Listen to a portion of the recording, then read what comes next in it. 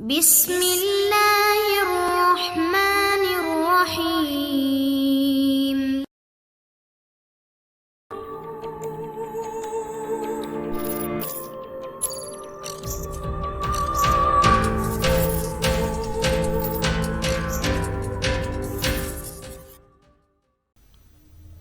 السلام علیکم دوستو، Imran series novel dark club by Mazhar Kaleem M a.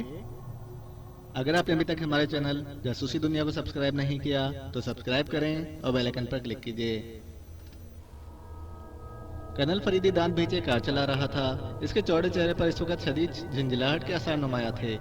110 model colony پر اس نے بلیک فورس کی مدد سے اچانک ریڈ کیا تھا، لیکن وہاں صرف 4 افراد موجود تھے اور چاروں ہی مقابلے میں مارے گئے، لیکن چاروں ہی ان حلیوں پر پورے نہ اترتے تھے جو عمران نے کراس ورلڈ آرگنائزیشن سے معلومات حاصل کر کے اسے بتائے تھے۔ کوٹھی سے ڈارک کلب کے متعلق کاغذات بھی مل گئے تھے، ٹرانسمیٹر اور اس قسم کی مشینری بھی ہاتھ لگی تھی، لیکن اصل مجرم غائب تھے۔ فریدی نے وہیں چھپ کر ان کا کافی انتظار کیا تھا۔ بلیک فورس نے بھی پوری کوٹھی اور اس کے ارد گرد علاقے کو گھیرا ہوا تھا۔ پوری بلیک فورس ہی وہاں موجود تھی، لیکن مجرم باوجود طویل انتظار کے اس طرح غائب تھے جیسے گدھے کے سر سے سینگ غائب ہو جاتے ہیں، اور جیسے جیسے وقت گزرتا جا رہا تھا فریدی کی جھنجھلاہٹ بڑھتی جا رہی تھی۔ کافی دیر انتظار کرنے کے بعد آخر اس نے کوٹھی واپس جانے کا فیصلہ کر لیا۔ اس نے نمبر 11 کو بلا کر اسے ہدایات دیں اور پھر خود کار میں بیٹھ کر واپس کوٹھی کی طرف چل پڑا۔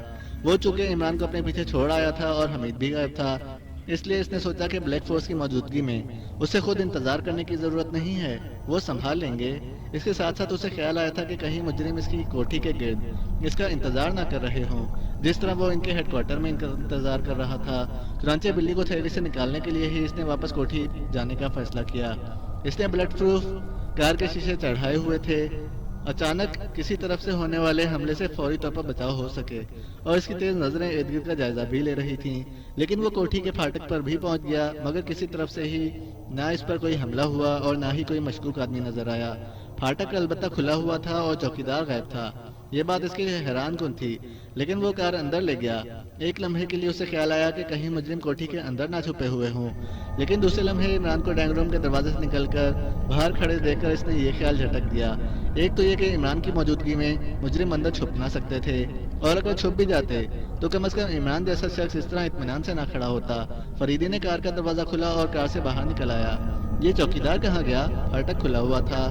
چوکیدار کی طبیعت خراب ہو گئی تھی، وہ مجھ سے چھٹی لے کر چلا گیا، اور پھاٹک میں نے خود کھول دیا تھا تاکہ مجھے چوکیدار نہ بننا پڑے۔ عمران نے مسکراتے ہوئے جواب دیا اور فریدی سر ہلاتا ہوا ڈرائنگ روم کی طرف بڑھ گیا۔ آپ تو لمبے ہی غائب ہو گئے تھے، کیا ہوا ریٹ کا؟ عمران نے اس کے ساتھ ڈرائنگ روم میں داخل ہوتے ہوئے کہا۔ اس نے جان بوجھ کر فریدی کو باتوں میں لگا لیا تھا، اور پھر اس سے پہلے کہ فریدی کوئی جواب دیتا ایک اور کار کے ٹائر چڑچڑائے اور فریدی اور عمران دروازے سے ہی پلٹ پڑے۔ یہ حمید کی سپورٹس کار تھی۔ کار رکتے ہی حمید اچھل کر باہر آ گیا۔ اس کا چہرہ مسرت سے گلنار ہو رہا تھا، یوں لگتا تھا جیسے اس نے کوئی بڑا میدان مار لیا ہو۔ ویسے بھی اس کا لباس مسئلہ ہوا تھا۔ فریدی صاحب، مجھے داد دیجیے، آپ اور آپ کی بلیک فورس جس کا راز پتہ نہ چلا سکی، وہ میں نے معلوم کر لیا ہے۔ میں نے ڈارک کلب کے ہیڈ کوارٹر کا پتہ چلا لیا ہے۔ اچھا، کس نجومی کی شاگردی اختیار کی ہے؟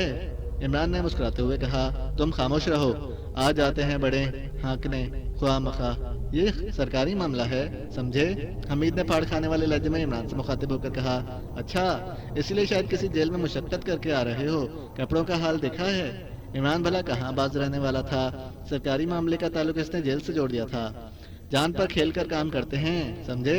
تمہاری طرح کپڑے پہن کر صوفوں پر بیٹھتے نہیں رہتے۔ حمید نے برا سا منہ بناتے ہوئے جواب دیا۔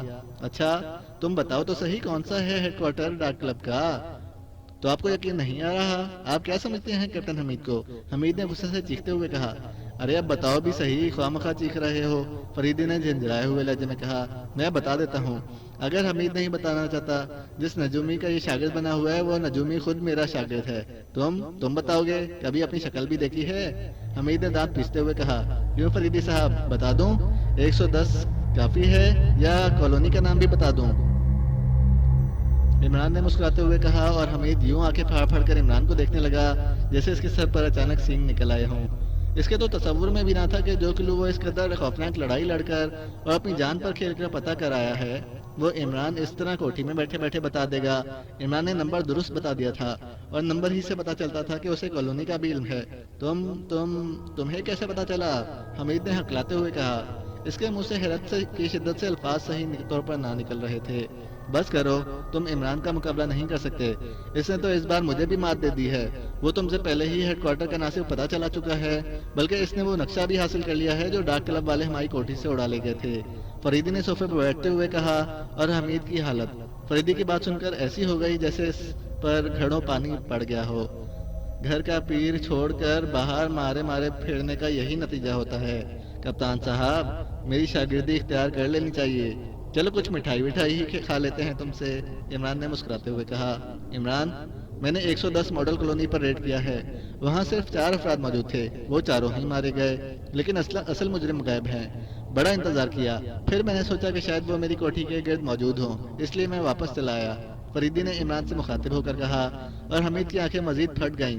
وہ جس ہیڈ کوارٹر کا صرف پتہ کر کے آیا تھا، کرنل فریدی نہ صرف اس پر ریڈ کر چکا تھا بلکہ اب عمران کو یوں رپورٹ دے رہا تھا جیسے وہ اس کا ماتحت ہو۔ یہ آپ کو کیا ہو گیا ہے؟ کیا آپ عمران کے ماتحت ہیں جو اس طرح اسے رپورٹ دے رہے ہیں؟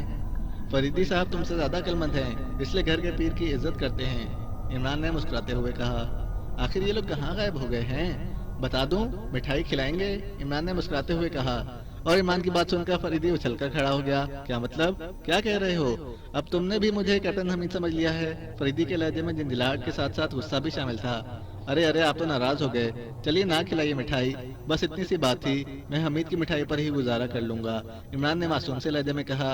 منہ دھو رکھو، تمہارے جیسے کئی میری جیبوں میں پڑے رہتے ہیں، اپنی تو قسمت ہی خراب ہے شاید۔ زندگی میں پہلی بار 2 مرید گھیرنے کی کوشش کی تھی، دونوں ہی رسیاں توڑوانے لگے، عمران نے بڑے مایوس لہجے میں کہا۔ عمران، سچ بتاؤ، تم یہاں سے کہیں گئے تھے یا مجرم یہاں آئے تھے؟ نہیں، انہوں نے فون کیا تھا کہ فریدی صاحب کو بتا دیں کہ ہم کہاں ملیں گے، خواہ مخواہ شہر بھر میں چکر آتے نہ پھریں، عمران نے منہ بناتے ہوئے کہا، اور فریدی دانتوں سے ہونٹ کاٹنے لگا۔ وہ چند لمحے عمران کو دیکھتا رہا، پھر اس کے چہرے پر مسکراہٹ ابھر آئی۔ تم واقعی شیطان ہو، مجھے بھی قصہ دلا دیتے ہو، بہرحال کبھی نہ کبھی تو واپس اپنے ہیڈ کوارٹر لوٹیں گے، بلیک فورس خود ہی انہیں سنبھال لے گی۔ اچھا، پھر مجھے اجازت دیجیے، آپ تو مٹھائی نہیں کھلواتے، چلو میں جا کے اپنے خالہ جات کو ہی گھیروں، وہ میرا مرید بن گیا تو سمجھو ساری عمر کی روٹیاں کھری ہو گئیں۔ بیٹھو، اب زیادہ نہ بنو، خواہ مخواہ اس بیچارے کو تنگ کرو گے، فریدی نے ہنستے ہوئے اسے بیٹھتے ہوئے کہا۔ لیکن وہ مٹھائی، وہ تو آپ نے پھر گول کر دی، یا آخر تم نے کیا مٹھائی کی رٹ لگا رکھی ہے؟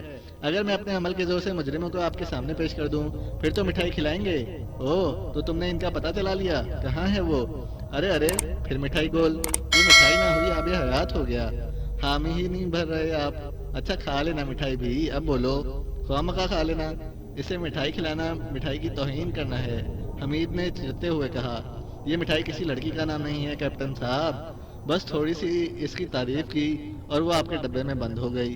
اصلی مٹھائی کھانے کے لیے جمالی پروفیسر کے ساتھ بڑے کٹھن چلے کاٹنے پڑتے ہیں، عمران نے کہا۔ حمید، تم خاموش رہو، آج کل اس کا ستارہ عروج پر ہے، اس سے کوئی بعید نہیں کہ ابھی ہمارے سامنے مجرموں کے سامنے لا کے کھڑا کر دے۔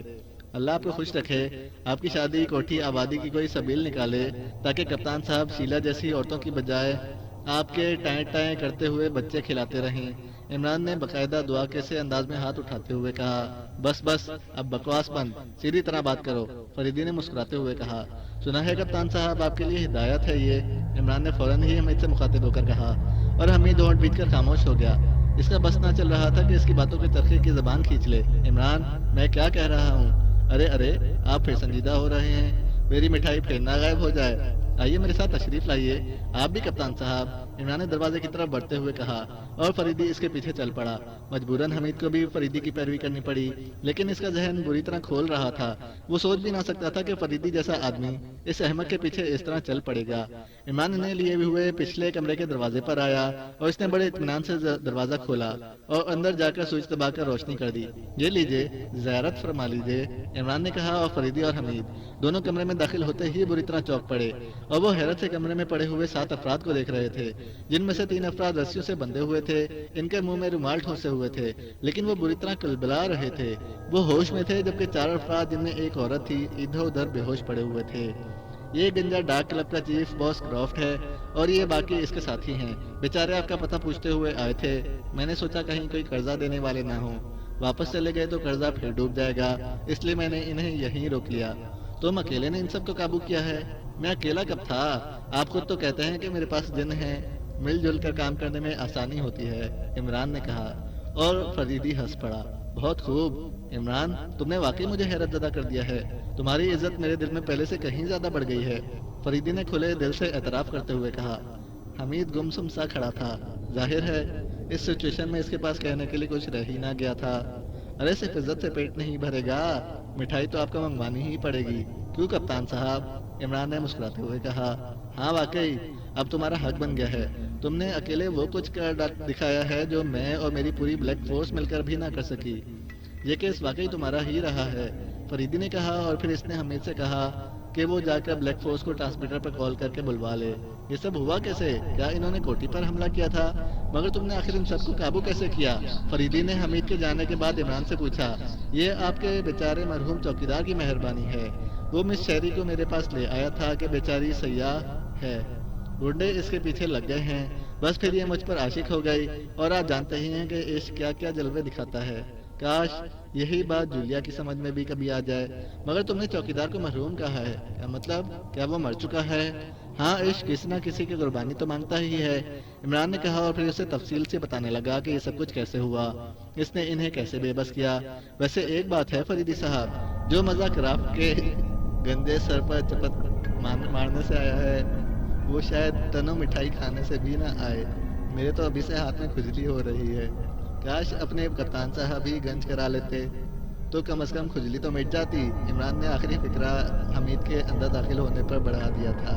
شٹ اپ، میں فریدی صاحب کی وجہ سے خاموش ہوں، ورنہ، حمید نے دانت پیستے ہوئے کہا، ورنہ سچ مچ میرے ہاتھ کی کھجلی مٹانے کا بندوبست کر ہی لیتے۔